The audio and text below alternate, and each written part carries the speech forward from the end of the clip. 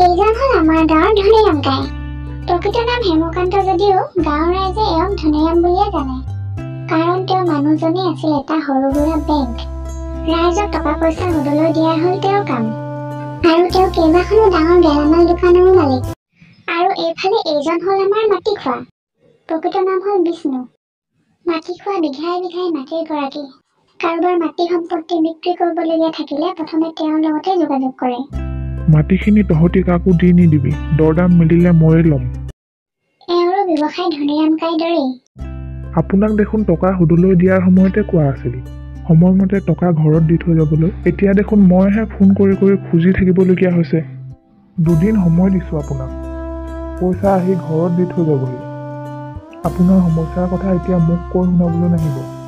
আৰু এয়াই হৈছে আমাৰ মাটি খোৱা ঘৰৰ এটা সাধাৰণ পৰিৱেশ, সুন্দৰ পৰিৱেশ। আৰু এইফালে এইজন হল আমাৰ গাঁৱৰ সদা ককাইদেউ।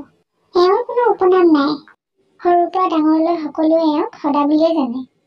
এওঁক ধনীৰাম আৰু মাটি খোৱাৰ সৈতে একেলগে চিনাকি কৰাই দিয়াও কাৰণ আছে। চাওঁতে চাওঁতে ছমাহেই হ'ল, ইহঁত হালে পইচা কেইটা ঘূৰাই দিয়াৰ কথা নোকোৱাই হ'ল দেখোন। সৰু ল'ৰা ছোৱালীহালৰ মুখলৈ চাই বেয়াও লাগে, ঘৰতো অসুবিধা। গৈ চাওঁচোন বাৰু, যি হয় দেখা যাব।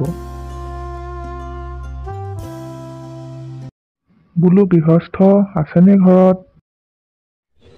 আজি ককাইদেউ ওলালহি দেখোন। মানুহজনক দেখি লাজেই লাগিছে, অতদিন হ'ল পইচা কেইটাও ঘূৰাব পৰা নাই। ককাইদেউ বহকহি আহক। ঘৰত এনেই আছিলো বুজিছ, এইফালেও ওলাই নহা বহুত দিনেই হ'ল। আজি সময় পাওঁতে ঘপকে পাক এটাকে মাৰি দিওঁ বুলি ওলাই আহিলো। হয় ককাইদেউ।